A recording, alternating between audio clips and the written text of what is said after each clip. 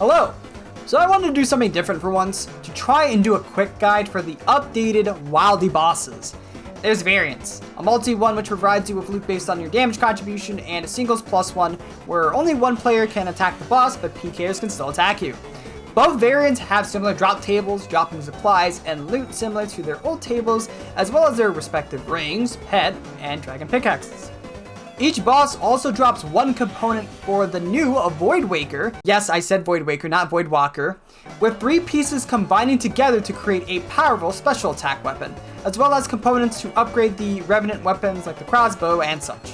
We're unsure of the exact rates, but the JMods have said that the multivariants have better odds to drop the uniques, but if you want to read more, the release blog has more details, so you can look at that in the description.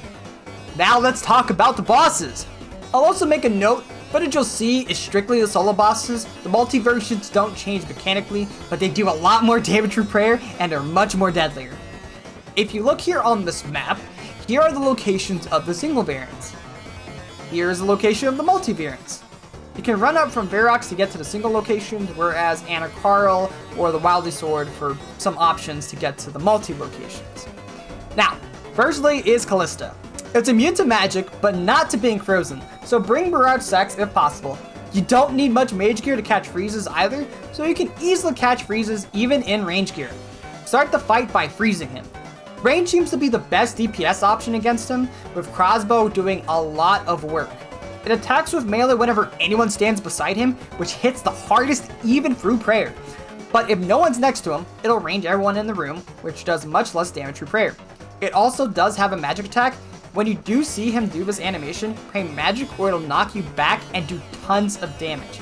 This attack is also AoE. Below 66% of its HP, it'll start spawning traps that snare you and do damage throughout the encounter. You can run over them to despawn them, but do not run on top of them. Also, at 66% and 33% HP, it'll also roar and remove any snare effects for a few seconds. So after he moves, refreeze him.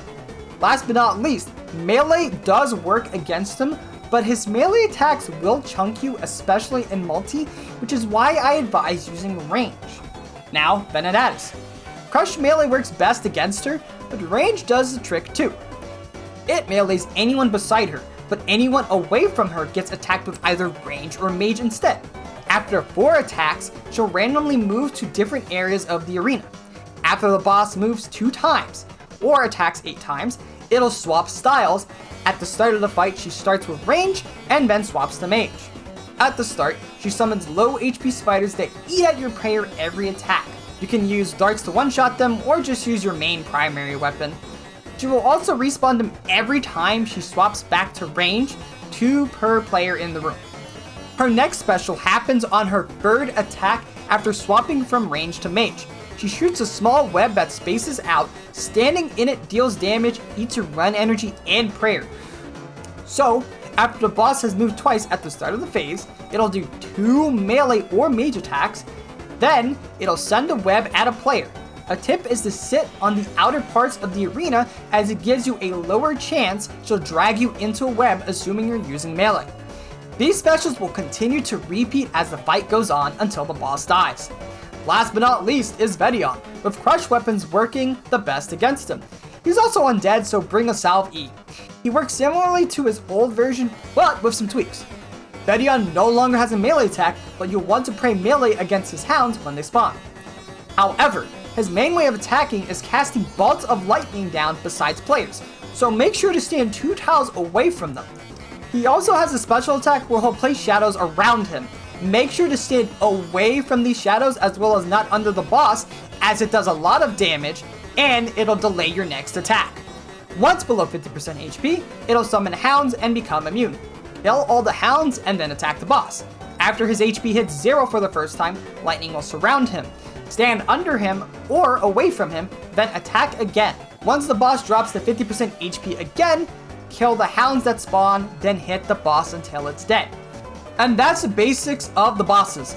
Now my tip for anyone wishing to do the single variant since they drop hella supplies is to have some equipment to survive a PKing encounter. Bringing some mage gear with ice barrage sacks, a dense bulwark, or even anti-PKing measures are some options.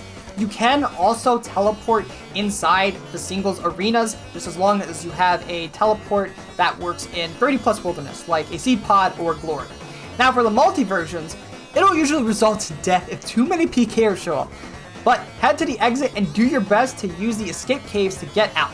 Also, just remember, don't bring anything you don't want to risk, and make sure PK skull prevention is turned on. Now, that's it for the guide. Hope this was informative and it gave you a quick rundown of what to expect fighting the new bosses.